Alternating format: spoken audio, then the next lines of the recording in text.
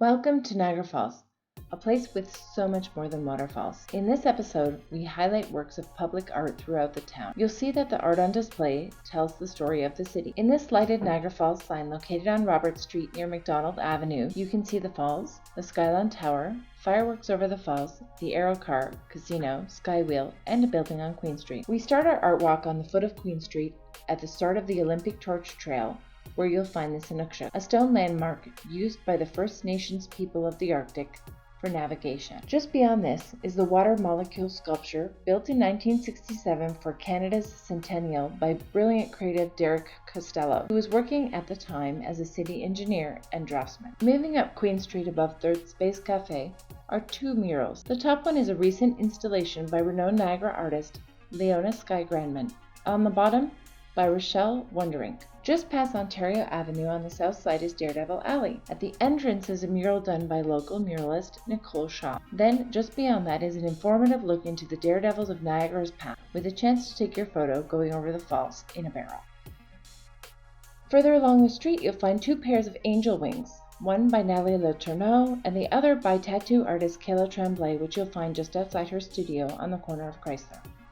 On the side of the Proper Hair Barbershop, you'll find a mural of a giant hare, done by Adam Buller of Camp Cataract and Brain Kite fame. Just off Queen Street on the northeast side of St. Lawrence, you'll see a series of old letters posted on the side of the building, making reference to many long-standing local businesses, notable people, and local flavors. The letters lead to a mural of a fantastic 20-cent postage stamp made by Elaine Wallace. The 20-cent Niagara Falls stamp was issued June 1st, 1935, which at the time, domestic postage rates were just 3 cents an ounce. At the end of Queen Street, in front of St. Patrick's Catholic Church, is a statue of St. Patrick, created in 2015 by chainsaw artist Jean-Pierre Gauthier.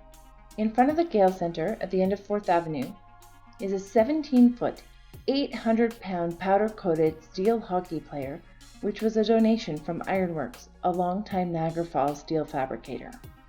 Coming up Ferry Street as it turns into Lundy's Lane, you'll see the soldiers over the road to commemorate the Battle of Lundy's Lane in the War of 1812.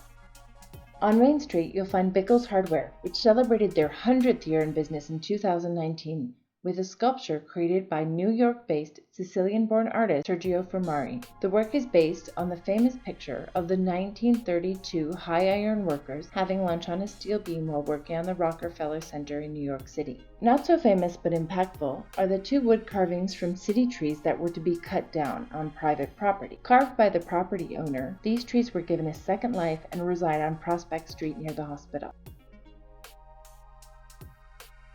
On the Niagara Parkway at the Floral Show House are sculptures in two different fountains around the property. The greenhouse is definitely worth a visit, as are the surrounding outdoor gardens.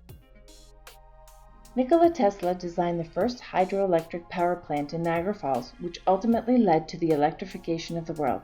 This monument was unveiled in July 2006. You can see this brick mosaic at what is now the zip line at the foot of Clifton Hill. Heading to the top of Clifton Hill on Victoria Avenue, you'll have to look up to find Blondin crossing the street on a tightrope. Charles Blondin made his first journey across the mighty Niagara on a tightrope made of hemp on the last day of June in 1859. Further down the river, you'll find a giant butterfly in front of the Butterfly Manor, as the Niagara area is part of the monarch butterfly migration from Canada to Mexico. Further along the river towards Queenston, you'll see the Niagara Strait in front of the Butterfly Conservatory. As the river is a strait between two lakes, this strait takes you from the world we live in into the 40 hectares of the Niagara Botanical Garden. The sculpture was designed by Niagara-based artist Gordon M. Reeve in 2017 to celebrate the 150th anniversary of Canada.